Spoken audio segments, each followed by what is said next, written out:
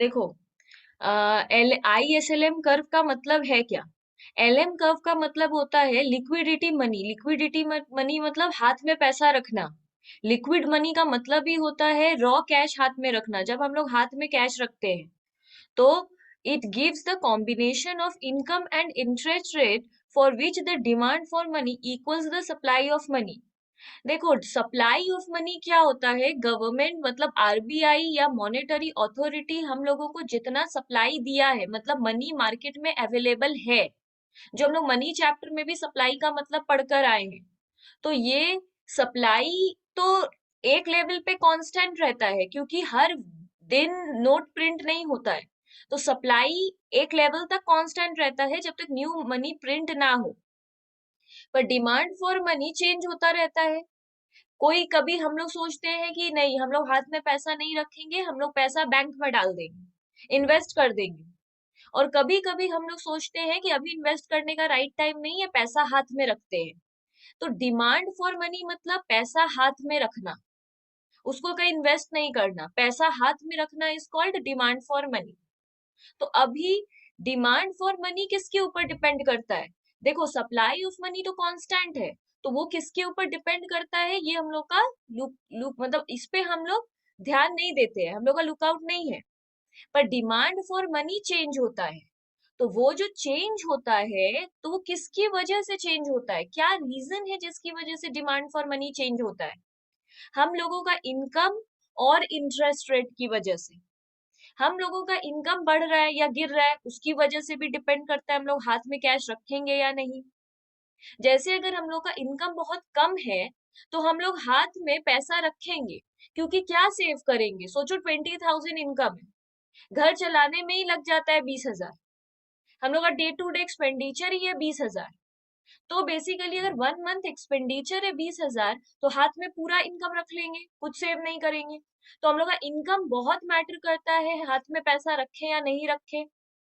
Interest rate होता है जब हम लोग देखते हैं कि बैंक बहुत हाई इंटरेस्ट रेट दे रहा है सेविंग करने पे, तो हम लोग हाथ में कुछ भी नहीं रख के तुरंत पैसा बैंक में डाल देते हैं। तो इनकम और इंटरेस्ट रेट दोनों मिलकर डिसाइड करता है कि हम लोग हाथ में कितना पैसा रखेंगे। मतलब इनकम और इंटरेस्ट रेट डिसाइड करता है हम लोगों का डिमांड फॉर मनी। और जब डिमांड फॉर मनी इक्वल्स हो जाता है सप्लाई फॉर मनी, तब हम लोग कहते हैं एक कर्व, दोनों को जोड़कर जो कर्व बनता है, उसके इक्विलिब्रियम पॉइंट पे जो कर्व बनता है, उस कर्व को हम लोग कहते हैं LM curve, that is liquidity money curve. अब आता है दूसरा पॉइंट, IS कर्व। IS का मतलब है इन्वेस्टमेंट सेविंग कर्व। इसको हम लोग डिटेल में पढ़ेंगे। इन्वेस्टमेंट सेविंग भी सेम बात है, जहां पे इन्वेस्टमेंट और सेविंग दोनों का इक्विलिब्रियम रेडी होगा, वहां पे हम लोग जो कर्व ड्रॉ करेंगे उसको बोल देंगे IS curve, that is investment saving curve.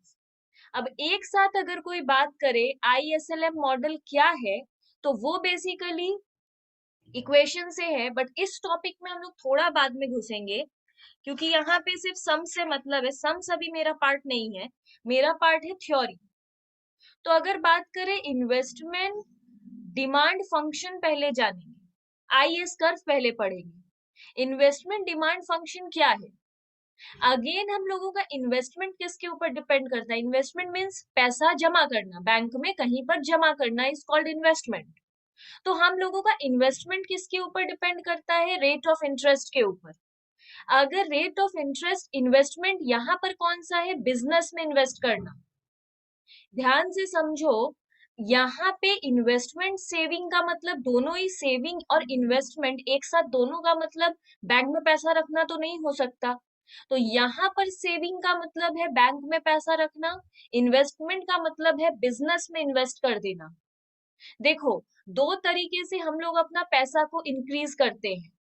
पहला, बैंक में सेव कर दो, इंटरेस्ट मिलेगा, पैसा बढ़ जाएगा। दूसरा, अपने बिजनेस में इन्वेस्ट कर दो, उससे रिटर्न आएगा, पैसा बढ़ जाएगा। तो हम लोग ये कैसे डिसाइड करते हैं कि इन्वेस्टमेंट करना है या सेविंग्स करना है, बैंक में पैसा डालना है या बिजनेस में इन्वेस्ट करना है?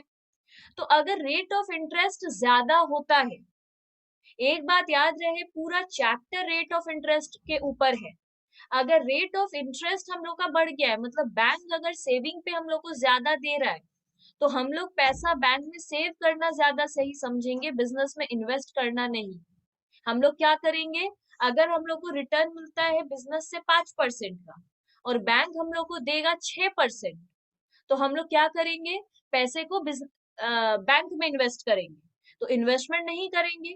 तो अगर रेट ऑफ इंटरेस्ट बढ़ जाता है तो हम लोगों का इन्वेस्टमेंट गिर जाता है, and vice versa. Rate of interest बढ़ता है तो क्यों इन्वेस्टमेंट गिर जाता है, मतलब रीजन क्या है।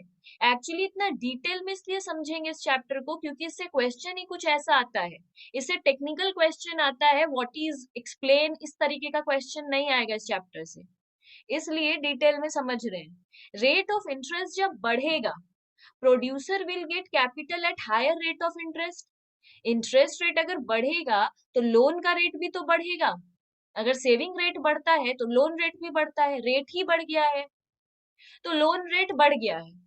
तो अगर हम लोग जाके बिजनेस से भी लोन लेंगे तो वो हाई रेट में मिलेगा, this will increase the cost, इससे हम लोग का कॉस्ट ऑफ प्रोडक्ट, जो भी कॉमोडिटी बनाते हैं उसे उसका कॉस्ट इंक्रीज हो जाएगा। प्रॉफिट ऑफ प्रोड्यूसर फॉल, पर वो सेलिंग प्राइस को तो तुरंत बढ़ा नहीं देगा क्योंकि मार्केट में कॉम्पिटिटर्स है।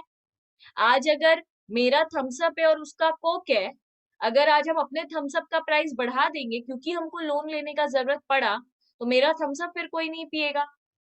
तो बेसिकली हमको सेलिंग प्राइस तो कांस्टेंट रखना होगा, मेरा प्रॉफिट गिर जाएगा। Producer will take less interest in new project, तो हम अभी न्यू प्रोजेक्ट में ध्यान नहीं देंगे, कुछ न्यू नहीं करेंगे, सोचेंगे लोन का इंटरेस्ट रेट जब गिरेगा तब हम लोग कुछ न्यू इन्वेस्टमेंट करेंगे, अभी रहने देते हैं, तो इन्वेस्टमेंट विल फॉल। तो there is an inverse relationship between R and I, investment function will be downward sloping. जो भी चीज के बीच में हम लोग ये लॉ ऑफ डिमांड से पढ़ते आ रहे हैं कि जब भी दो चीज के बीच में इनवर्स रिलेशनशिप होता है, हम लोग का जो कर्व होता है वो डाउनवर्ड स्लोपिंग होता है। तो यहाँ पे इनवर्स रिलेशनशिप है इन्वेस्टमेंट और इंटरेस्ट रेट के बीच में। इंटरेस्ट रेट अगर लोन का बढ़ रहा है तो इन्वेस्टमेंट करने का हम लोग को मन नहीं करेगा, एक्सपेंसिव पड़ेगा, तो हम लोग अभी इन्वेस्टमेंट नहीं करेंगे, इन्वेस्टमेंट गिर जाएगा। There is an inverse relationship, indirect relationship, इसलिए इन्वेस्टमेंट कर्व हमेशा डाउनवर्ड स्लोपिंग का होता है। इसलिए आईएस कर्व हमेशा हम लोग ध्यान रखेंगे, आईएस कर्व हमेशा ऐसा होता है, दिस इज आईएस कर्व। हमेशा याद रहे हमारा आईएस ऐसा ही दिखेगा, क्यों ऐसा दिखेगा, क्योंकि आर यहाँ है, इन्वेस्टमेंट नीचे है, और दोनों के बीच में इनवर्स रिलेशनशिप है, इसलिए हमेशा आईएस कर्व डाउनवर्ड स्लोपिंग नजर आएगा। तो अब क्या बात आ जाता है, अब आगे बढ़ते हैं, हम लोगों का इनकम और इन्वेस्टमेंट के बीच में क्या कनेक्शन है। अभी हम लोग पढ़े थे रेट ऑफ इंटरेस्ट और इन्वेस्टमेंट, बट हम क्लियरली बोल दिए हैं ये चैप्टर में रेट ऑफ इंटरेस्ट और इनकम का कॉम्बिनेशन है, तो एक को डिस्कस करके नहीं छोड़ सकते। तो रेट ऑफ इंटरेस्ट और इन्वेस्टमेंट के बीच में इनवर्स रिलेशनशिप है, इसलिए ये डाउनवर्ड स्लोपिंग है। पर इनकम का क्या, अब डेफिनेटली ये एक इंडिविजुअल के इनकम से तो पूरा मार्केट रोटेट नहीं करेगा, तो हमेशा नेशनल इनकम ही बात करेंगे। तो इस चैप्टर में जब भी इनकम बोलेगा तो माइंड में क्लियर रहना चाहिए, यहाँ इनकम ऑफ एन इंडिविजुअल नहीं है, यहाँ नेशनल इनकम है। सम या क्वेश्चन कहीं पर भी बोले या ना बोले, हमेशा अज्यूम रहना चाहिए नेशनल इनकम का बात हो रहा है, इनकम ऑफ द कंज्यूमर का नहीं। तो अब आगे बढ़ते हैं, नेशनल इनकम डेफिनेटली नीचे है, इन्वेस्टमेंट हम लोगों का यहाँ है, ठीक है। अब इंटरेस्ट रेट अगर बढ़ता गिरता है तो हमारा इन्वेस्टमेंट भी बढ़ता गिरता है, ठीक है। पर अब क्या, अगर हम लोगों का इन्वेस्टमेंट यहाँ था और 4% इंटरेस्ट था, अब हम लोग का क्या हुआ, इन्वेस्टमेंट कम हो गया, ठीक है, क्यों, इंटरेस्ट रेट बढ़ा होगा, इंटरेस्ट रेट 6% हुआ है इसलिए इन्वेस्टमेंट गिर गया है, और अगर इंटरेस्ट रेट 8% हुआ है, बढ़ गया है, तो इन्वेस्टमेंट और गिर गया है।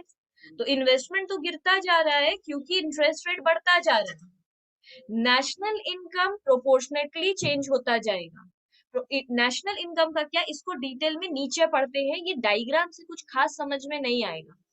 स्लोप ऑफ इन्वेस्टमेंट कर्व, इसमें बहुत सारा केस है, अलग अलग केस में ये अलग अलग बिहेव करता है।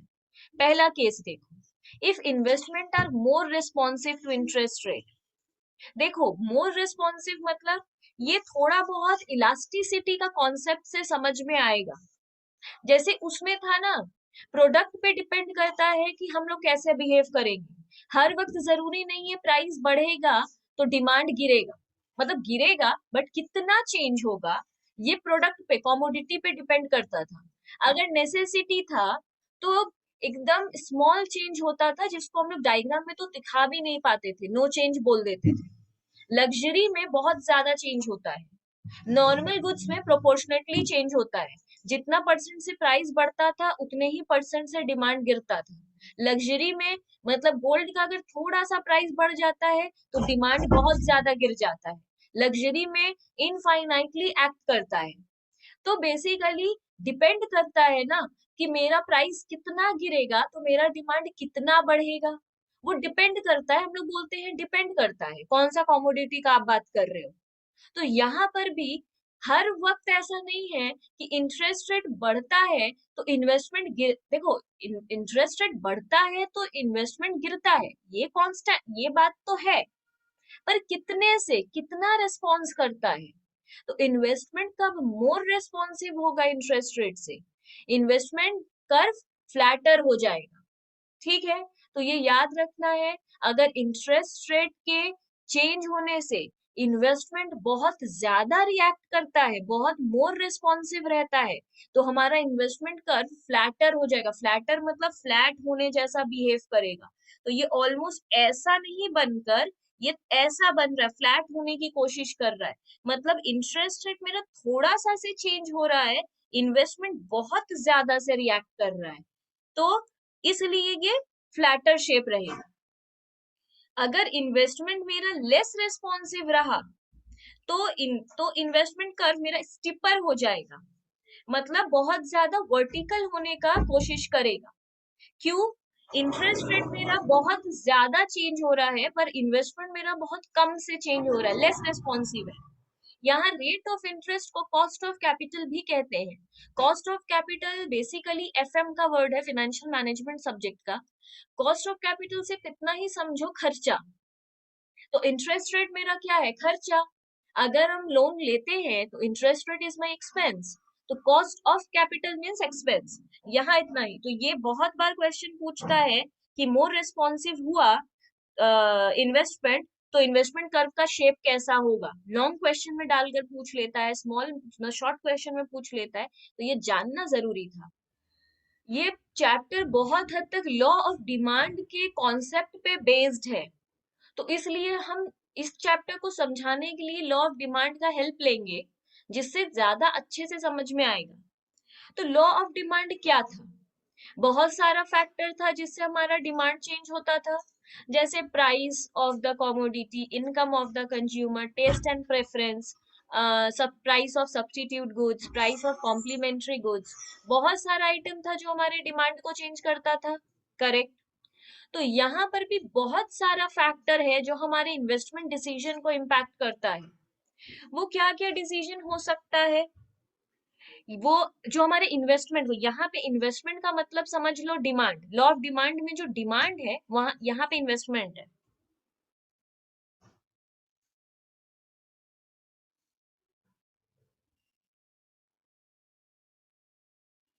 हम ये सिर्फ चैप्टर को उस चैप्टर से लिंक कर रहे हैं समझाने के लिए, मीनिंग का कोई लेना देना नहीं है।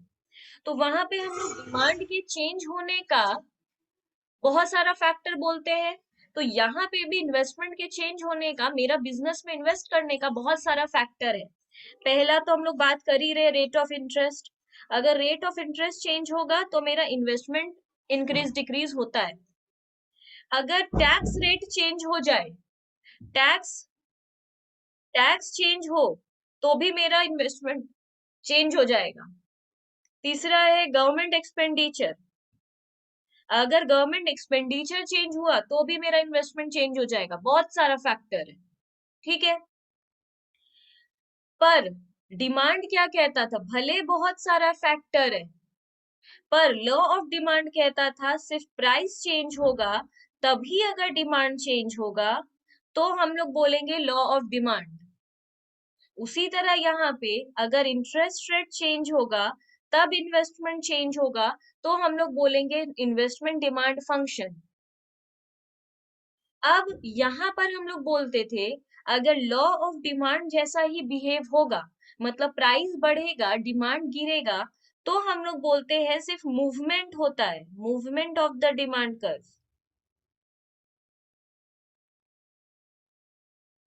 पर अगर मेरा डिमांड किसी और फैक्टर की वजह से चेंज हुआ, मतलब अगर इनकम ऑफ द कंज्यूमर की वजह से चेंज हुआ, मेरा इनकम बढ़ा तो मेरा डिमांड बढ़ गया, अगर ये रीजन से चेंज हुआ तो डिमांड कर्व पूरा का पूरा शिफ्ट हो जाता है।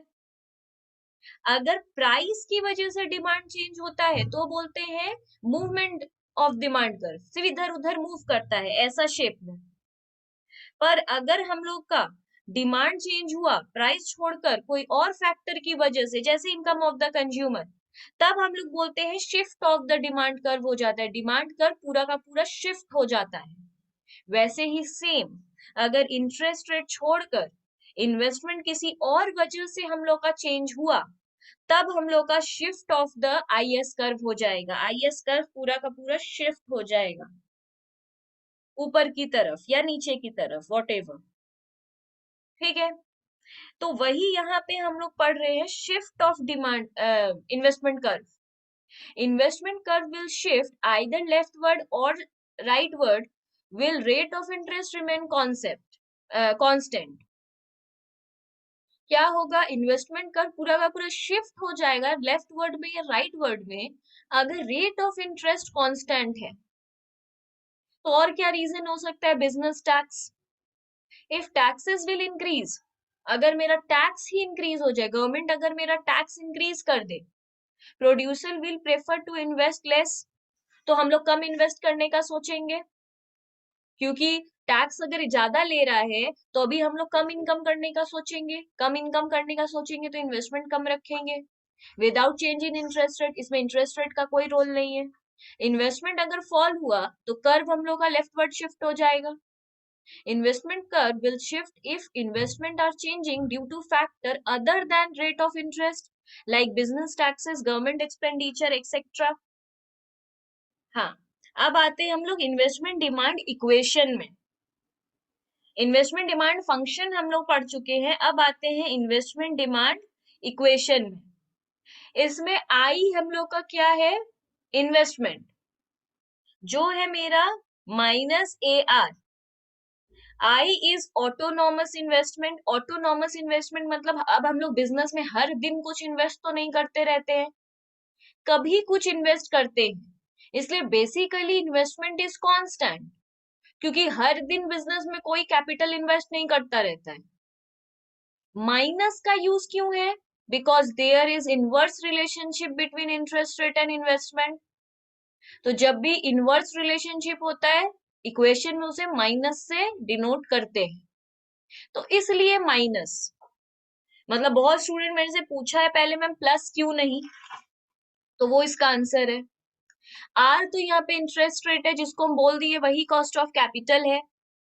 ए है हमारा slope of equation, higher the A investment function will be more responsive, curve will be flatter, lower the a investment function will be less responsive, curve will be steeper। तो a का यहाँ पे basically क्या मतलब है, यहाँ पे a का मतलब है इंटरेस्ट रेट किस हिसाब से बढ़ रहा है, मतलब इंटरेस्ट रेट तो मेरा खर्चा है पर 2 टाइम्स 3 टाइम्स, तो जितना a बढ़ेगा r उतना बढ़ जाएगा। अगर हम बोल रहे r है मेरा 2%, अगर हम बोलते हैं r है मेरा 2% और ए है मेरा अभी हो गया है 2 टाइम्स, मतलब ए, मतलब मेरा आर बढ़ गया है 4% हो गया है, तो अगर आर बढ़ रहा है तो इन्वेस्टमेंट गिरेगा। तो वो ए का सिंपली मतलब है टाइम्स, कितना ये आर को चेंज करता है, वो छोड़ो। अब हम लोग पढ़ रहे हैं डेरिवेशन ऑफ आईएस कर्व। यहाँ पे अब हम लोग चैप्टर के बड़े आंसर की तरफ घुस घुस रहे हैं। देखो, यहाँ है रियल जीडीपी। रियल जीडीपी का मतलब समझ लो हम लोगों का इनकम, नेशनल इनकम। ठीक है, रियल जीडीपी का मतलब समझ लो नेशनल इनकम। डिजायर्ड एक्सपेंडिचर मतलब हमारा एग्रीगेट एक्सपेंडिचर। एग्रीगेट एक्सपेंडिचर हम लोग पढ़ कर आए हैं। एग्रीगेट एक्सपेंडिचर का मतलब क्या होता है? कंजम्पशन एक्सपेंडिचर, जिसको हम ये लिखे हैं। दूसरा इन्वेस्टमेंट एक्सपेंडिचर, गवर्नमेंट एक्सपेंडिचर और नेट एक्सपोर्ट। ये तो हम लोग पढ़कर आए हैं ना कि हमारा एग्रीगेट एक्सपेंडिचर बनता है consumption expenditure, investment expenditure, government expenditure plus net export. ये है हमारा एग्रीगेट एक्सपेंडिचर। एग्रीगेट एक्सपेंडिचर को डिजायर्ड एक्सपेंडिचर भी कहते हैं।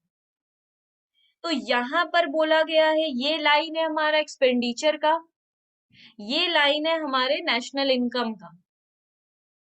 हमारा ये है money supply. Money supply is constant, money supply change नहीं हो रहा, जैसा कर्व है वैसा ही कर्व है। हमारा पहले एक्सपेंडिचर था इतना, ठीक है। यहाँ एक्सपेंडिचर किसको बोल रहे हैं? सिर्फ आर को, क्योंकि यहाँ हमारा खर्चा क्या है? Rate of interest. तो यहाँ हमारा खर्चा है आर, रेट ऑफ इंटरेस्ट। तो बेसिकली ये मेरा एई है। अगर मेरा एई इतना था और यहाँ पर मेरा मनी सप्लाई था, तो यहाँ पे इक्विलिब्रियम था, तो मेरा रियल जीडीपी कितना हुआ? इतना। अब अगर मेरा एग्रीगेट एक्सपेंडिचर बढ़ जाता है, अगर मेरा एग्रीगेट एक्सपेंडिचर बढ़ जाता है तो क्या होगा? मेरा इनकम भी बढ़ जाएगा। क्यों? क्योंकि अगर मेरा एक्सपेंडिचर बढ़ रहा है, देखो यहाँ पे इंटरेस्ट रेट से इसको मत मेजर करो, मेरे हिसाब से तो मिटा ही दो, नहीं तो कंफ्यूजन होगा। ये छोड़ दो, इसको सिर्फ एग्रीगेट एक्सपेंडिचर से समझो। एग्रीगेट एक्सपेंडिचर बढ़ रहा है मेरा, एक एग्रीगेट एक्सपेंडिचर बढ़ रहा है मतलब हम इन्वेस्टमेंट में भी ज्यादा कर रहे होंगे, ठीक है। तो मेरा इन इन सब में से किसी को भी बढ़ा देंगे, मतलब अगर हम इन सब में से किसी को भी बढ़ा देंगे तो मेरा एग्रीगेट एक्सपेंडिचर बढ़ जाएगा। तो हम क्या बढ़ा रहे हैं? अपना इन्वेस्टमेंट एक्सपेंडिचर को बढ़ा रहे हैं। इन्वेस्टमेंट एक्सपेंडिचर बढ़ाएंगे तो मेरा एग्रीगेट एक्सपेंडिचर बढ़ जाएगा। अगर हम इन्वेस्टमेंट बढ़ाएंगे मतलब बिजनेस में कुछ न्यू कैपिटल इन्वेस्ट किए हैं, कुछ नया किए हैं, तो मेरा नेशनल इनकम भी बढ़ जाएगा। तो इन्वेस्टमेंट में और नेशनल इनकम में डायरेक्ट रिलेशनशिप है। If investment will increase, national income also increase, that is real GDP, real GDP will also increase। तो यहाँ मेरा क्या हुआ? एग्रीगेट एक्सपेंडिचर बढ़ गया। एग्रीगेट एक्सपेंडिचर के बढ़ते ही मेरा इक्विलिब्रियम शिफ्ट हो गया। अब मेरा ये और ये है, दैट इज ये। अब इसको अगर यहाँ लाएं तो ये यहाँ है। तो पहले मेरा इनकम इतना था, अब मेरा इनकम इतना है। तो when aggregate expenditure increases, investment increases, so real GDP also increases। तो ये मेरा, हम ये बात लिखे हैं, एग्रीगेट एक्सपेंडिचर ये है। If rate of interest will fall, investment will increase, aggregate expenditure will also increase. अब तीनों को एक साथ कनेक्ट करो, तीनों को। हम क्या बोले शुरू से? अगर मेरा रेट ऑफ इंटरेस्ट गिरता है तो मेरा इन्वेस्टमेंट बढ़ता है। अगर मेरा इन्वेस्टमेंट बढ़ता है मतलब एग्रीगेट एक्सपेंडिचर बढ़ता है। अगर एग्रीगेट एक्सपेंडिचर बढ़ता है तो मेरा रियल जीडीपी भी बढ़ता ही है। तो अब इस डायग्राम को साथ में बनाना होता है, हम बीच में लिख दिए थे। तो अब इसी डॉट को यहां तक अगर कनेक्ट करके लाए, और इंटरेस्ट रेट और रियल जीडीपी, आईएस कर्व ऐसा होता है, ये हमें पता है, आईएस कर्व डाउनवर्ड स्लोपिंग होता है।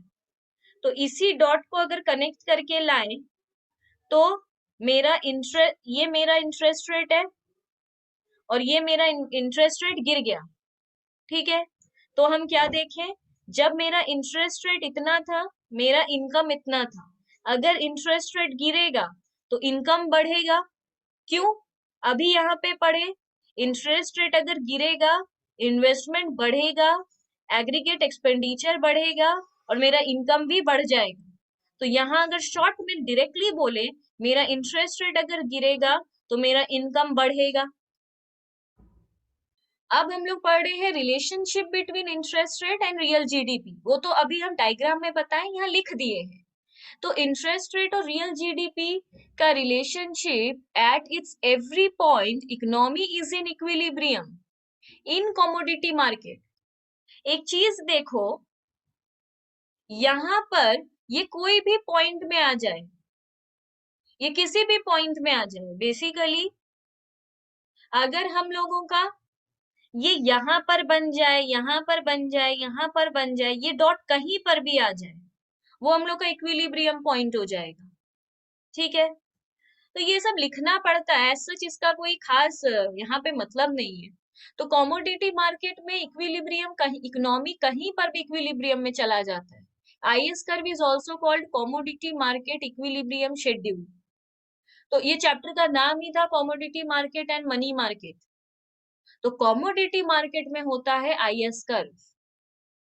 ठीक है, अब हम लोग पढ़ेंगे एलएम को। आईएस ओवर हो गया, हम लोग पढ़ लिए डेरिवेशन, मतलब आईएस कर्व कैसे बनता है। शिफ्ट पढ़ लिए आईएस कर्व का, कब शिफ्ट होता है, कब सिर्फ चेंज होता है। आईएस कर्व सिर्फ चेंज होगा अब एक ही कर्व के ऊपर, जब इंटरेस्ट रेट चेंज होगा। शिफ्ट होगा जब इंटरेस्ट रेट को छोड़कर बाकी कोई फैक्टर चेंज होगा, जैसे बिजनेस टैक्स। डेरिवेशन क्या था, कैसे आईएस कर्व, डेरिवेशन का यहाँ पे मतलब है कैसे हम लोगों का एग्रीगेट एक्सपेंडिचर के साथ रियल जीडीपी का कनेक्शन है, और कैसे इंटरेस्ट रेट रिलेशन करता है नेशनल इनकम से। ये पूरा डिटेल में हम लोग पढ़ लिए। अब आते हैं एलएम कर्व में। एलएम कर्व का मतलब था लिक्विडिटी मनी। लिक्विडिटी का मनी का यहाँ पे मतलब है demand for money. Demand for money का मतलब है हाथ में कितना पैसा हम लोग रखना चाहते हैं। मोटिव क्या है पैसा हाथ में रखने का, ऑब्जेक्टिव क्या है। हम लोग का ऑब्जेक्टिव बहुत सिंपल है। पहला है ट्रांजैक्शन मोटिव, मतलब हम लोग डे टू डे एक्सपेंडिचर के लिए हाथ में पैसा रखना चाहिए। अभी हम लोग को सब्जी खरीदने जाना है, पहले एटीएम जाके बैंक से पैसा निकालने लगे, वैसा तो कोई करेगा नहीं, डेफिनेटली हाथ में पैसा रखेगा। दूसरा है प्रिकॉशनरी मोटिव, प्रिकॉशन के लिए, लाइक पैसा हाथ में रखना चाहिए, अचानक से कुछ भी हो सकता है जो हमें डे टू डे पता नहीं है, हो सकता है, जिसे इमरजेंसी कहते हैं। तीसरा होता है हम लोगों का स्पेक्यूलेटिव मोटिव। स्पेक्यूलेटिव मोटिव होता है अगर अचानक से कहीं पे इन्वेस्ट करना है तो हाथ में पैसा होगा तो जल्दी से इन्वेस्ट कर पाएंगे, शेयर ये सब में। तो बेसिकली तीन मोटिव है हमारे पैसे को हाथ में रखने के लिए। तो थोड़ा धीरे धीरे पहले टर्म सीखेंगे। एमडी का मतलब है डिमांड फॉर मनी, एमएस का मतलब है supply for money. MD is equal to MS होगा जिस पॉइंट पे, उस पॉइंट को बोलेंगे ई, दैट इज इक्विलिब्रियम। यहाँ पे MD is equal to MS हुआ है तो इंटरेस्ट रेट और डिमांड फॉर मनी इक्विलिब्रियम हुआ है, मतलब इक्वल हुआ है। Q means quantity, quantity of money मतलब डिमांड फॉर मनी। तो इंटरेस्ट रेट और क्यू हमारा डिसाइड हो जाएगा मनी मार्केट इक्विलिब्रियम से। सपोज थोड़ा डिटेल में पढ़ते हैं। Level of income rises from Y to Y one. सोचो, पहले हमारा इनकम था वाई, अब हमारा इनकम है वाई वन। ठीक है, इनकम हमारा बढ़ गया, इनकम मतलब real GDP, national income means real GDP. तो हमारा इनकम पहले इतना था, अब इतना हो गया। ठीक है, now at interest rate R MD is greater than MS. देखो हम सिंपल वे में समझाते हैं। पहले हम लोग का डिमांड फॉर मनी ये था, इंटरेस्ट रेट हम लोगों का ये था, मनी सप्लाई कांस्टेंट होता है। इसको अगर हम अपने डायग्राम से बताएं तो ये हमारा एक लाइन है, ये हमारा इंटरेस्ट रेट है, ये हमारा क्वांटिटी ऑफ मनी है, जैसा यहाँ पे बना हुआ है। ठीक है, क्वांटिटी ऑफ मनी मतलब एमडी और एमएस दोनों। तो यहाँ हम लिख देते हैं एमडी एंड एमएस, और ये है मेरा इंटरेस्ट रेट। ठीक है, अब मेरा supply for money is constant, जो हम शुरू में बोले थे कि मनी सप्लाई कांस्टेंट होता है। अब क्या कांस्टेंट ही होता है? कभी जिंदगी में चेंज नहीं होता है, ऐसा नहीं है। बहुत बार क्वेश्चन पूछेगा, हम लिखवाएंगे भी कि मनी सप्लाई चेंज होगा तो क्या होगा, but practically money supply constant होता है, क्योंकि हर दिन मनी सप्लाई इंक्रीज डिक्रीज नहीं होता है, या मंथली बेसिस पे भी नहीं होता है। कभी एक बार नोट प्रिंट होता है तो मनी सप्लाई चेंज होता है। तो हम लोग पकड़ के चलेंगे money supply is constant. Demand for money सोचो इतना है, ये है मेरा डिमांड फॉर मनी। तो मेरा इंटरेस्ट रेट डिसाइड हो गया। तो where money supply is equal to money demand, interest rate decided. Interest rate इतना रखा जाएगा। कोई पूछता है ना इंटरेस्ट रेट कैसे रखाता है, कैसे ये लेंडिंग रेट डिसाइड होता है, बोरोइंग ये सेविंग रेट डिसाइड होता है। तो मनी सप्लाई और मनी डिमांड के इक्विलिब्रियम पॉइंट पे रेट ऑफ इंटरेस्ट डिसाइड हो जाता है। तो इतना इंटरेस्ट रेट है क्योंकि यहाँ पे इक्विलिब्रियम पॉइंट है। अब सोचो डिमांड फॉर मनी, हम लोगों का डिमांड फॉर मनी बढ़ गया, हम लोगों का डिमांड फॉर मनी बढ़ गया, इतना हो गया। तो क्या होगा? इक्विलिब्रियम रेट चेंज हो गया। अब यहाँ पे demand is equal to supply है, तो मेरा R1 किधर आ जाएगा? इधर मेरा इंटरेस्ट रेट बढ़ जाएगा। अगर डिमांड फॉर मनी बढ़ता है तो इंटरेस्ट रेट भी बढ़ता है। क्यों? क्योंकि अगर मेरे हाथ में ज्यादा पैसा हो गया है, सबके हाथ में ज्यादा पैसा हो गया है, तो वो लोग लेंडिंग रेट को बढ़ा देगा कि लोग और बोरो ना कर पाए। नहीं तो अगर डिमांड फॉर मनी ऑलरेडी बढ़ गया है, मतलब सबके पास ज्यादा पैसा हो गया है, और इंटरेस्ट रेट भी गिर जाएगा, तो लोग और बोरो कर लेगा, और बोरो कर लेगा तो और इन्वेस्टमेंट करेगा बिजनेस में, और इन्वेस्टमेंट करेगा तो और इनकम होगा, फिर और पैसा बढ़ जाएगा लोगों के हाथ में। और ये सबको पता है इकोनॉमी में बहुत पैसा होना इज बैड। तो बेसिकली डिमांड फॉर मनी अगर बढ़ता है तो इंटरेस्ट रेट भी साइमल्टेनियसली बढ़ जाता है, अगर मनी सप्लाई कांस्टेंट है तो। अगर मनी सप्लाई कांस्टेंट है और डिमांड फॉर मनी बढ़ गया तो इंटरेस्ट रेट भी बढ़ जाएगा, लोग और बोरो नहीं कर पाएगा, और बोरो नहीं कर पाएगा तो थोड़ा स्टेबिलिटी आएगा, एटलीस्ट और पैसा नहीं बढ़ेगा इकोनॉमी में। तो यहाँ तक हम लोग क्लियर है एमडी और रेट ऑफ इंटरेस्ट का क्या रिलेशनशिप है। अब आते हैं एलएम क्या है, एलएमसी कैसे, यहाँ एलएम कैसे आ गया। अब ये इंटरेस्ट रेट के बढ़ने से नेशनल इनकम पे क्या इम्पैक्ट पड़ता है। तो इंटरेस्ट रेट जब इतना था तब सोचो इनकम इतना था, इंटरेस्ट रेट अगर बढ़ेगा तो मेरा इनकम भी बढ़ जाएगा। तो हम देखेंगे मेरा ऐसा एलएम कर्व तैयार हुआ। बट एग्जैक्टली ये दोनों का अभी भी बहुत क्लियर नहीं हो रहा है माइंड में। ये दोनों तो मैम क्लियर हो रहा है, बट ये दोनों एग्जैक्टली क्लियर नहीं हो रहा है। इंटरेस्ट रेट बढ़ेगा तो इनकम कैसे बढ़ जाएगा, ये कुछ आपका समझ नहीं आ रहा है। ठीक है, थोड़ा आगे बढ़ेंगे। तो यहां तक हम लोग क्लियर रहते हैं कि M D is equal to M S E point पे, तो इंटरेस्ट रेट और क्वांटिटी डिसाइड तो हो जाता है मनी मार्केट में इक्विलिब्रियम से, ये तो समझ में आ रहा है। अब सोचो मेरा इनकम बढ़ गया था y से y1, तो md विल शिफ्ट राइटवर्ड। अगर मेरा इनकम बढ़ेगा तो मेरे हाथ में पैसा भी बढ़ जाएगा। md मतलब सिंपल बात है, हाथ में पैसा बढ़ जाना, डिमांड फॉर मनी मीन्स हाथ में पैसा बढ़ जाना। अगर मेरा इनकम बढ़ेगा तो हाथ में मेरे ज्यादा पैसा रहेगा, तो एमडी क्या होगा, राइट वर्ड शिफ्ट हो जाएगा। तो आ रहा है अब इनकम और एमडी का रिलेशनशिप। अगर मेरा इनकम बढ़ा, कोई जैसे हम ये जो तो हम तो सिर्फ ऐसे ही बढ़ा दिए थे, तुम लोग बोलोगे मैम डिमांड बढ़ा कैसे। हम यहाँ पे क्या बताएं कि पहले मेरा डिमांड इतना था, फिर मेरा डिमांड बढ़ गया, इक्विलिब्रियम चेंज हो गया, इंटरेस्ट रेट भी बढ़ गया। बट किसी का क्वेश्चन है तो ये डिमांड अपने आप बढ़ा कैसे, क्योंकि मेरा इनकम बढ़ गया था। इनकम तो मेरा कैसे भी बढ़ सकता है, इसके ऊपर तो कोई क्वेश्चन नहीं है कि मैम आपका इनकम कैसे बढ़ा। अरे बढ़ गया मेरा इनकम, तो मेरा इनकम बढ़ा। इनकम बढ़ते ही मेरे हाथ में ज्यादा पैसा, अब ये मेरा बात नहीं हो रहा है, पूरे कंट्री का बात हो रहा है। तो जब इनकम बढ़ा तो मेरा डिमांड फॉर मनी बढ़ा, डिमांड फॉर मनी बढ़ा तो रेट ऑफ इंटरेस्ट बढ़ गया। अब आगे आते हैं, now at interest rate R, MD is greater than MS. R में क्या सिचुएशन था, ऐसा था। आर में क्या सिचुएशन था,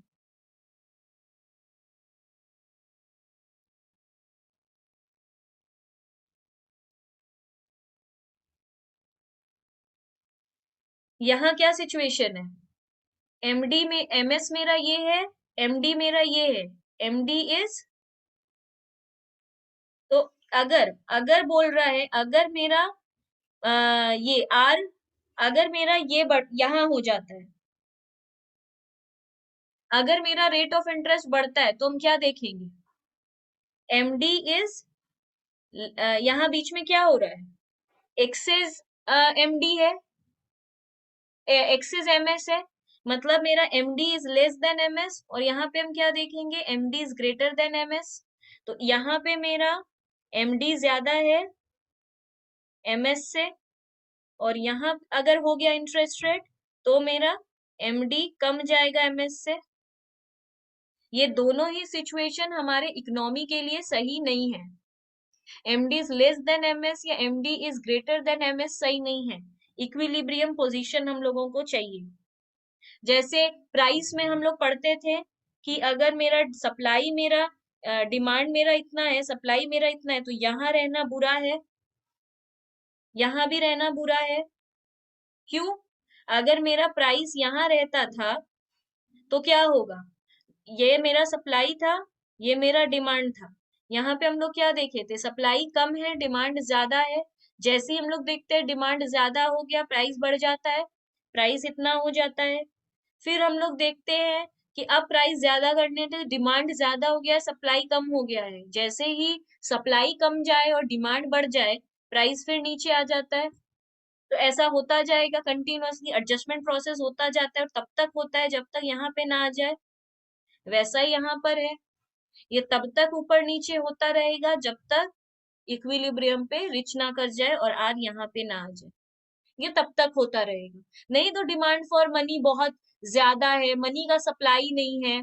अगर डिमांड बहुत ज्यादा है, मतलब लोगों के हाथ में बहुत पैसा है, तो इंटरेस्ट रेट ऊपर बढ़ने मांगेगा।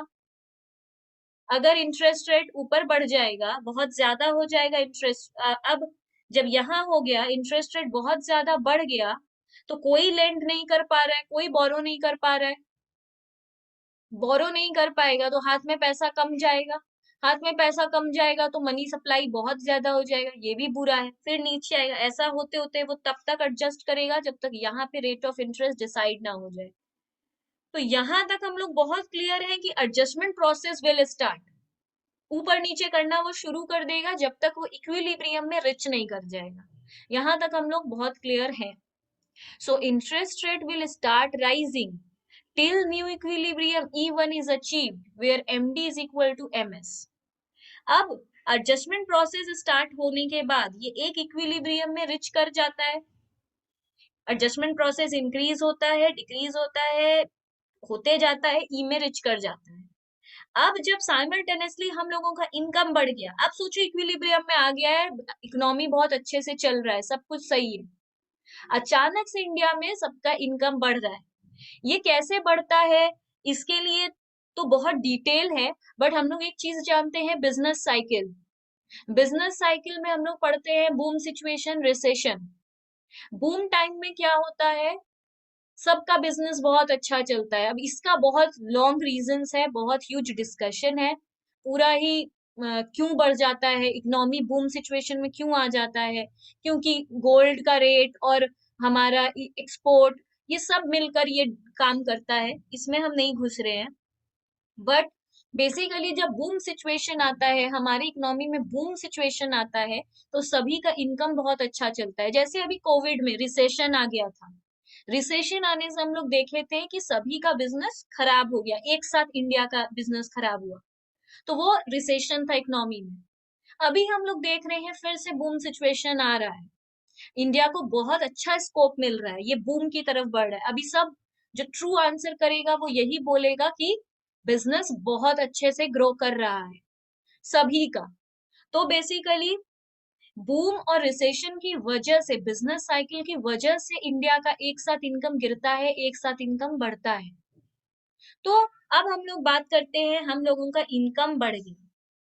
पहले हम लोगों का इनकम था इतना, अब हमारा इनकम हो गया है इतना। ठीक है, तो बेसिकली ये बगल बगल बनाना होता है, हम नीचे बना दिए हैं क्योंकि ये इस लाइन से जुड़ता है, जैसा हम इसमें किए। तो अब हम लोग पढ़े, जब इनकम बढ़ेगा तो डिमांड फॉर मनी ऑटोमेटिकली बढ़ जाएगा। मतलब ये हो जाएगा मेरा, ये ये डिमांड था, ये इक्विलिब्रियम था, इतना इनकम था, इकोनॉमी सेटल था, सब कुछ सही था। अचानक से देखें इनकम बढ़ गया, जैसे इनकम बढ़ा डिमांड फॉर मनी बढ़ गया, डिमांड फॉर मनी बढ़ गया तो न्यू इक्विलिब्रियम आ गया, न्यू इक्विलिब्रियम आ गया तो इंटरेस्ट रेट बढ़ गया, क्योंकि जब भी मेरा डिमांड फॉर मनी बढ़ता है इंटरेस्ट रेट बढ़ता है, इंटरेस्ट रेट बढ़ते ही ये लाइन यहाँ पे कनेक्ट किया। तो अब इस लाइन का क्या मतलब हुआ, इंटरेस्ट रेट राइज करेगा, मतलब राइज करेगा till new equilibrium E one is achieve, जहां पे ई वन अचीव करेगा, जहां पर फिर से M D is equal to M S नजर आएगा, इक्वल हो चुका हो। फिर हम लोग को बोल रहे हैं now considering R interest rate at Y level of income and R one interest rate at Y one level of income, we get our L M curve. ये क्लियर है, एल एम कर्व हम लोगों को मिल जाएगा। L M curve indicate relationship between interest rate and real GDP. L M curve हम लोगों को क्या शो करता है, इंटरेस्ट रेट और रियल जीडीपी का relationship, such that at its every point money market is in equilibrium। अब वही बात है, यहाँ यही दो पॉइंट फिक्स्ड है, ऐसा कुछ नहीं है, यहाँ आता तब भी इक्विलिब्रियम, तब भी ठीक होता, यहाँ इस लाइन में ये कहीं पर भी आता, हर पॉइंट ही हमारा इक्विलिब्रियम है, जैसा आईएएस में बोली थी। अब शिफ्ट इन आईएएस कर्व, अच्छा ये हम समझा चुके थे, बट इसको डायग्राम में क्लियरली नहीं समझाए थे, एलएम कर्व ओवर हो गया है, यहाँ पे हम इसको बहुत अच्छे से लिख दिए हैं, वहां पे जो डाउट था बस इसको यहाँ पे हम लिख दिए हैं कि अगर मेरा एग्रीगेट एक्सपेंडिचर इंटरेस्ट रेट की वजह से चेंज नहीं हुआ था, कोई और वजह से चेंज हुआ था, जैसे government expenditure, export, consumption, investment, मेरा और कुछ चेंज हुआ था, तो AE will shift in a parallel manner, वो पूरा का पूरा ऐसे शिफ्ट हो जाएगा, पैरेलल शिफ्ट हो जाएगा, और तब interest rate remain same, interest rate मेरा कांस्टेंट है। तो हम क्या देखे हैं, यहाँ पे था तो मेरा इतना था, यहाँ आ गया तो इतना है, मेरा ये शिफ्ट हो गया है, तो उसी बात को हम यहाँ पर क्लियरली बोले हैं, और कुछ नहीं। अब एलएम आता है, एलएम में जाते हैं, डिमांड फॉर मनी, जो हम बता दिए उसी को और डिटेल में लिखे हैं, और ये इसमें नया कुछ नहीं है। डिमांड फॉर मनी को ये डील करेगा, ये curve, how much money people wants to hold, कितना पैसा इंसान होल्ड करना चाहता है, ट्रांजैक्शन पर्पस मतलब for day to day purpose, required for consumption, precaution के लिए to meet the uncertainties like hospital expenditure, educational expenditure etcetera, speculative purpose for wealth creation, share purchase, land purchase, etc. Demand for money related to transaction and precaution purpose। अब यहाँ पे तीन reason है ना, ये LM सिर्फ दो को पकड़ता है, ट्रांजैक्शन पर्पस और प्रिकॉशन, ये स्पेक्यूलेटिव के लिए नहीं है। डिमांड फॉर मनी स्पेक्यूलेटिव के लिए, मतलब एलएम कर्व स्पेक्यूलेटिव को डील नहीं करता, वो सिर्फ ट्रांजैक्शन पर्पस और प्रिकॉशन के लिए, ये सब बात याद रखो। तो डिमांड फॉर मनी सिर्फ ट्रांजैक्शन और प्रिकॉशन के लिए है, नॉट फॉर स्पेक्यूलेटिव पर्पस। अगर हम डिमांड फॉर मनी रिलेटेड है इन दोनों से, level of income increases consumption.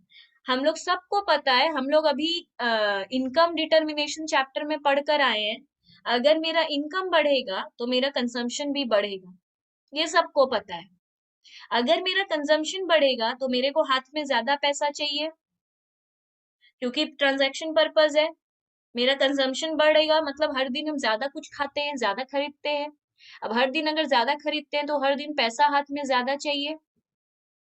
तो अभी हम बोले थे अगर इनकम बढ़ता है तो डिमांड फॉर मनी बढ़ता है, पीछे बोले थे कि इनकम बढ़ जाता है तो डिमांड फॉर मनी बढ़ जाता है, पर कैसे, क्यों? क्योंकि मेरा इनकम बढ़ता है तो मेरा कंजम्पशन बढ़ता है, अगर मेरा कंजम्पशन बढ़ता है तो डिमांड फॉर मनी बढ़ता है, और वाइस वर्सा।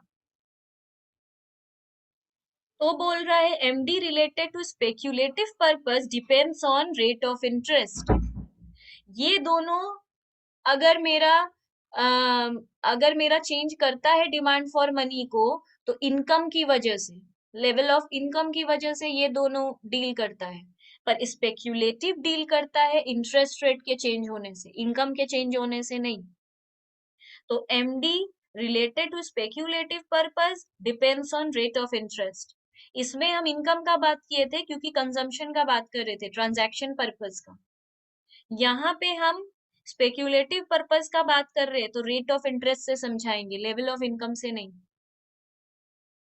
तो हमारा शेयर ये सब में इन्वेस्ट करना हमारे इनकम से कोई मतलब नहीं है। हम लोग जैसे ही देखते हैं बहुत ज्यादा रिटर्न मिल रहा है, एक कम इनकम का आदमी भी इन्वेस्ट करने मांगता है। तो रेट ऑफ इंटरेस्ट का मतलब है opportunity cost of holding money in hand. Opportunity cost का मतलब क्या होता है, ये हम लोग बहुत इनिशियल स्टेज में पढ़कर आए हैं। अपॉर्चुनिटी कॉस्ट का मतलब होता है एक चीज चाहिए तो दूसरा चीज जाने दो, या एक चीज खोना पड़ता है दूसरी चीज को पाने के लिए। दोनों चीज साइमल्टेनियसली एक टाइम पे किसी को नहीं मिलता। एक चीज पाना है तो दूसरा चीज खोना पड़ेगा। लाइफ में हर चीज में अपॉर्चुनिटी कॉस्ट है। तो अगर मेरे को किसी शेयर में इन्वेस्ट करना है तो हाथ में पैसा रखना छोड़ना पड़ेगा। तो रेट ऑफ इंटरेस्ट को अगर हम ध्यान में रखते हैं और स्पेक्यूलेटिव में इन्वेस्ट करते हैं, तो ये है मेरा opportunity cost of holding money in hand. तो मेरे को ट्रांजैक्शन पर्पस और प्रिकॉशन के लिए पैसा छोड़ देना पड़ेगा, नहीं रख पाएंगे हाथ में, क्योंकि हम उसको स्पेक्यूलेटिव रीजन से इन्वेस्ट कर दिए, क्योंकि रेट ऑफ इंटरेस्ट बढ़ गया था। Rate of interest increases, opportunity cost of holding money in hand will be high. मेरा अपॉर्चुनिटी कॉस्ट बढ़ जाएगा, मतलब हम ज्यादा खोएंगे हाथ में पैसा। रेट ऑफ इंटरेस्ट ज्यादा बढ़ जाएगा तो हम ज्यादा इन्वेस्ट कर डालेंगे स्पेक्यूलेटिव में, शेयर्स ये सब में, लैंड ये सब खरीद लेंगे फटाफट। जैसे ही हम लैंड ये सब खरीद लेंगे मेरे हाथ से ज्यादा पैसा चला जाएगा, तो अपॉर्चुनिटी कॉस्ट हाई रहेगा। People will prefer less to hold money in hand. लोग कम होल्ड करना चाहेंगे हाथ में, क्योंकि इंटरेस्ट रेट ज्यादा हो गया है। MD will reduce, demand reduce हो जाएगा। तो इंटरेस्ट रेट और डिमांड फॉर मनी के बीच में कैसा रिलेशनशिप है, ऐसे, इस रूट से। और डिमांड और इनकम और डिमांड फॉर मनी के रूट में क्या है, कंजम्पशन। दोनों का डिस्कशन ही अलग है। अब है level of income has direct relationship with MD. अगर मेरा इनकम बढ़ता है, यहाँ पर देखो, अगर मेरा इनकम बढ़ रहा था तो मेरा डिमांड भी मनी के लिए बढ़ रहा था, तो हम कह सकते हैं इनकम लेवल में और डिमांड में डायरेक्ट रिलेशनशिप है। ठीक है, बाकी ये सब बात छोड़ दो, कंफ्यूज करेगा। अब हम लोग आ जाते हैं थोड़ा क्वेश्चन में कि किस तरीके का क्वेश्चन ये लोग पूछ रहा है और हम लोग इतने देर से प्रिपेयर कर रहे हैं। या इस तरीके का क्वेश्चन एग्जाम में आता है, show with the help of a diagram that the extent of change in national income arising from an increase in government expenditure depends on the elasticity of demand for money। बोल रहा है diagram से बताओ income कैसे change होगा, change in income arises मतलब income change होगा अगर हमारा गवर्नमेंट एक्सपेंडिचर चेंज हो जाए, इतने देर से हम लोग पढ़ रहे हैं, अगर इन्वेस्टमेंट एक्सपेंडिचर चेंज होता है तो इनकम के साथ क्या होता है। अगर मेरा इन्वेस्टमेंट एक्सपेंडिचर बढ़ता है तो मेरा इनकम भी बढ़ता है, पर गवर्नमेंट एक्सपेंडिचर अगर बढ़ता है तो मेरा इनकम कैसे क्या होता है, ये बताना है। इसका आंसर देखो, the equilibrium level of income and interest rate change with either the IS और LM curve shift। मेरा इनकम और इंटरेस्ट रेट का इक्विलिब्रियम कब चेंज होता है, जब IS या LM कर्व शिफ्ट हो जाए। इक्विलिब्रियम चेंज होने के लिए कर्व का शिफ्ट होना जरूरी है।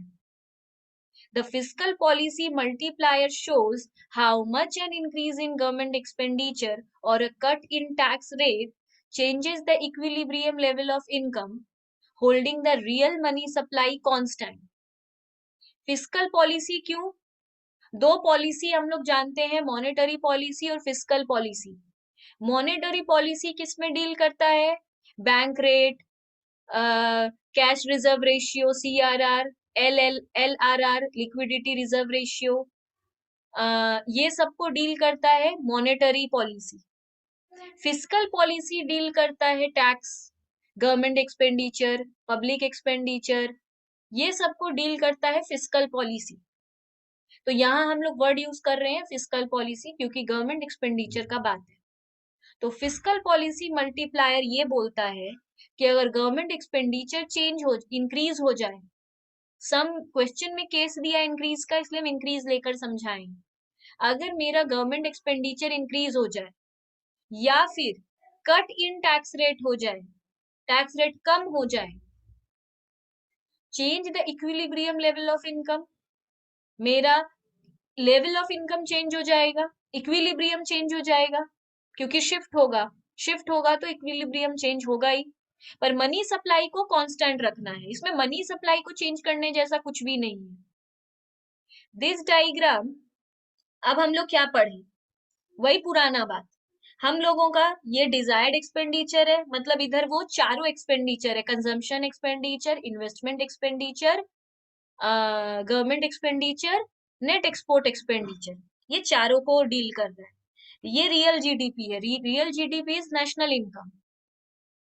अब मेरा money supply is constant, real money supply is constant, मेरा एग्रीगेट एक्सपेंडिचर इतना था, ये मेरा इक्विलिब्रियम पॉइंट था, यहाँ पे मेरा इतना हम खर्चा करते थे तो मेरा इतना इनकम होता था। अब गवर्नमेंट एक्सपेंडिचर बढ़ गया, गवर्नमेंट एक्सपेंडिचर बढ़ते ही मेरा डिजायर्ड एक्सपेंडिचर एग्रीगेट एक्सपेंडिचर बढ़ गया, क्योंकि उन चारों में से कोई भी एक्सपेंडिचर बढ़ा तो मेरा एग्रीगेट एक्सपेंडिचर बढ़ जाएगा। मेरा एग्रीगेट एक्सपेंडिचर बढ़ा तो इक्विलिब्रियम शिफ्ट हो गया, जो हम तब से बोल रहे हैं इक्विलिब्रियम शिफ्ट हो जाएगा। तो मेरा इक्विलिब्रियम यहाँ था, यहाँ चला गया, जैसे इक्विलिब्रियम यहाँ आया मेरा इनकम इतना हो गया। तो अगर गवर्नमेंट एक्सपेंडिचर बढ़ेगा तो नेशनल इनकम बढ़ेगा। क्यों? गवर्नमेंट एक्सपेंडिचर बढ़ रहा है मतलब जरूर फ्लाईओवर, मेट्रो ये सब बन रहा है, हॉस्पिटल बन रहा है, स्कूल्स बन रहा है, वो सब बन रहा है, मतलब लेबर एम्प्लॉयड हो रहा है, इंजीनियरिंग एम्प्लॉयड हो रहा है, लोगों को जॉब मिल रहा है। जैसे ही लोगों को जॉब मिलना शुरू होगा इनकम बढ़ेगा कंट्री का, इसलिए एम्प्लॉयमेंट बढ़ाने से कहते हैं नेशनल इनकम बढ़ेगा। तो गवर्नमेंट एक्सपेंडिचर बढ़ेगा तो इनकम बढ़ेगा, ये तो हम लोग को थियोरटिकली ही पता है। तो जैसे ही गवर्नमेंट एक्सपेंडिचर बढ़ा, एग्रीगेट एक्सपेंडिचर बढ़ा, एग्रीगेट एक्सपेंडिचर के बढ़ते ही इक्विलिब्रियम शिफ्ट हो गया, इक्विलिब्रियम के शिफ्ट होते ही मेरा नेशनल इनकम पहले इतना था अब इतना है। दूसरी तरफ इधर आते आईएएस का इसके ऊपर क्या इम्पैक्ट पड़ा, जब मेरा इक्विलिब्रियम इधर था तब मेरा ये लाइन इधर था। रेट ऑफ इंटरेस्ट का इसमें कोई बात नहीं है, यहाँ रेट ऑफ इंटरेस्ट का डिस्कशन कोई क्यों करेगा, रेट ऑफ इंटरेस्ट जितना था उतना ही है, रेट ऑफ इंटरेस्ट की वजह से कोई चेंज नहीं आया, मार्केट में जितना था उतना ही है। मेरा इतना था तो इतना मेरा इनकम था, ये इनकम है। यहाँ पर जहां पर मेरा रेट ऑफ इंटरेस्ट और नेशनल इनकम इक्वेट हुआ, वहां पे एक आईएस कर्व तैयार हो गया। जब मेरा इक्विलिब्रियम शिफ्ट हुआ तो मेरा इनकम तो बढ़ा था ना, तो अब मेरा इनकम यहाँ आ गया, इनकम के यहाँ आते ही आर तो वही है, तो मेरा अब यहाँ पे इक्वेट किया, दोनों इक्वल हुआ, मेरा आईएस कर्व शिफ्ट हो गया, पहले यहाँ था अब यहाँ आ गया क्योंकि इक्विलिब्रियम चेंज हुआ। अब हम इसी बात को लिखे हैं, this diagram shows the effect of N increase in government expenditure. ये डायग्राम हम लोगों को बता रहा है कि गवर्नमेंट एक्सपेंडिचर के इंक्रीज होने से क्या इफेक्ट होगा on equilibrium income and change in national income. Equilibrium income is this, equilibrium. Change in national income is this. ये नेशनल इनकम लाइन है, ये इक्विलिब्रियम है। तो इक्विलिब्रियम इनकम भी चेंज हो जाएगा और चेंज इन नेशनल इनकम भी हो जाएगा। An increase in government expenditure shift the IS curve to the right, ये राइट की तरफ शिफ्ट हो जाएगा from IS1 to IS2। The shift of IS curve results in a rise in level of income from Y1 to Y2। जैसे ही मेरा ये shift होगा, मेरा इनकम Y1 से Y2 हो जाएगा। By the movement of equilibrium from E1 to E2, क्योंकि मेरा E1 से E2 में चला गया है। The increase in government expenditure increases the level of income। अगर गवर्नमेंट एक्सपेंडिचर बढ़ेगा तो लेवल ऑफ इनकम बढ़ेगा, leads to increase in demand for money. जैसे इनकम बढ़ेगा, लोगों के हाथ में पैसा ज्यादा आ जाएगा। देखो, डिमांड फॉर मनी का मतलब है डिमांड फॉर रियल बैलेंस, मतलब रियल में हमारे पास कितना रुपया है। तो एग्जाम्पल लो, प्राइस लेवल सोचो ट्वाइस हो गया, पहले जो भी प्राइस लेवल था अब डबल हो गया है। पहले डिमांड फॉर मनी था 100, मतलब मेरे हाथ में कितना रुपया था, मतलब हम सबका हाथ में मिला के कितना रुपया था, 100 रुपया था। हम लोग सबके हाथ में मिला के 100 रुपया था। With the rise in price level, जैसे ही प्राइस लेवल बढ़ा, ट्वाइस हो गया। अगर मार्केट में सब्जी 20 रुपया किलो है तो हम लोग मिलकर 100 रुपए में, हम लोग सबको 100 रुपया हाथ में रखना होगा, तभी तो पांचों जन वो खरीदेंगे 100 रुपए में। अगर सब्जी का दाम 30 रुपए हो जाए, प्राइस लेवल इंक्रीज हो जाए, तो हम सबको भी तो हाथ में ज्यादा रुपया रखना होगा, नहीं तो वो सब्जी कैसे खरीदेंगे।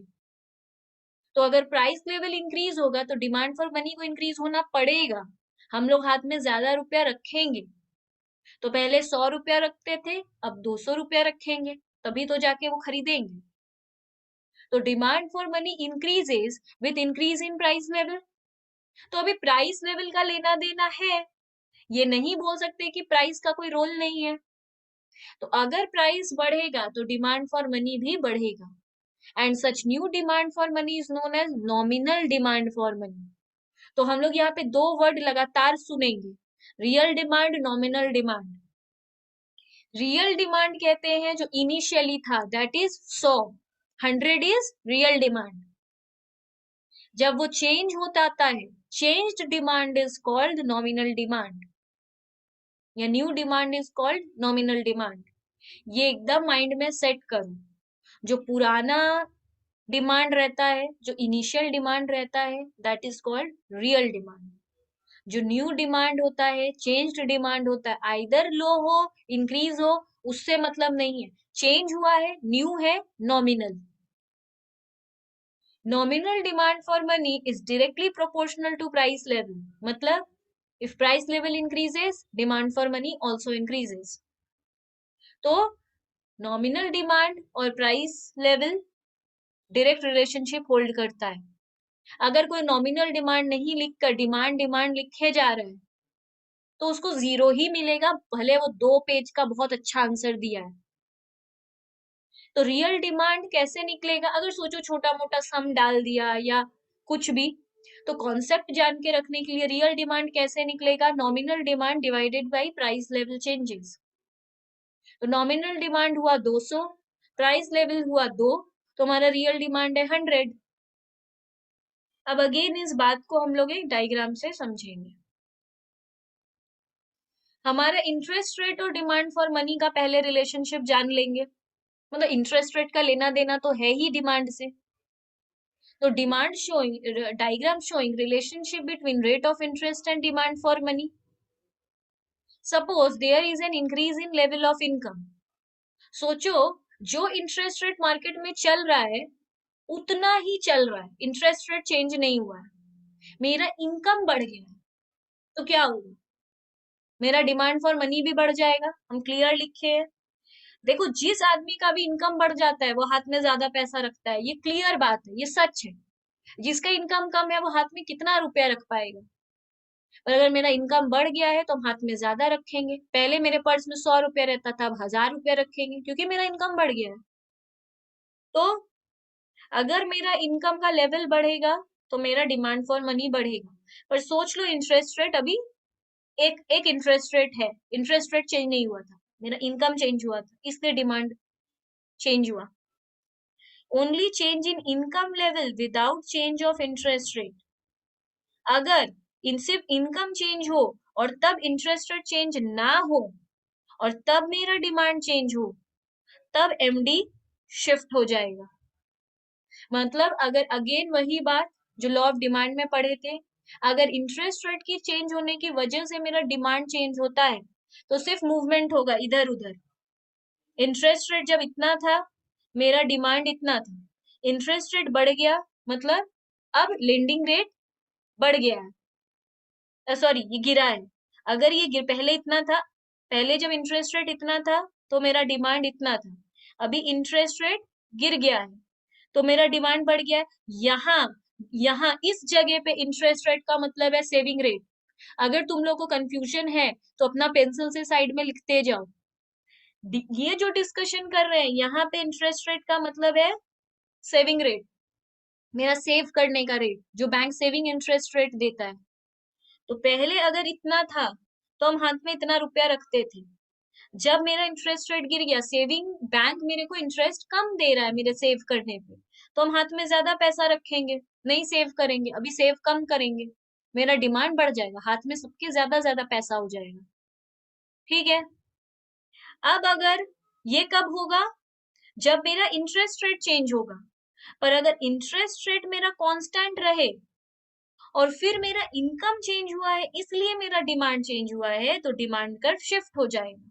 Interest rate is constant, interest rate कुछ हुआ ही नहीं था, पर फिर भी मेरा डिमांड बढ़ गया। क्यों? क्योंकि मेरा इनकम बढ़ा होगा। तो ये again demand for money over. अब आते हैं मनी सप्लाई में। It is decided by monetary authority. ये सबको पता है, मनी सप्लाई डिसाइड हम लोग नहीं करते, डिमांड हम लोग के ऊपर डिपेंड करता है। इंटरेस्ट रेट बढ़ता है तो हम लोग का डिमांड चेंज हो जाता है, कंज्यूमर बोल रहे हैं, हम लोग का लेवल ऑफ इनकम चेंज होता है तो हमारा डिमांड चेंज हो जाता है। बहुत सारा रीजन है, प्राइस लेवल भी चेंज होता है तो हमारा डिमांड फॉर मनी चेंज हो जाता है, बहुत सारा रीजन है। पर मनी सप्लाई चेंज होने का सिर्फ एक ही तरीका है, मॉनेटरी अथॉरिटी। ये हम लोगों से नहीं होता। तो they decide the nominal money supply.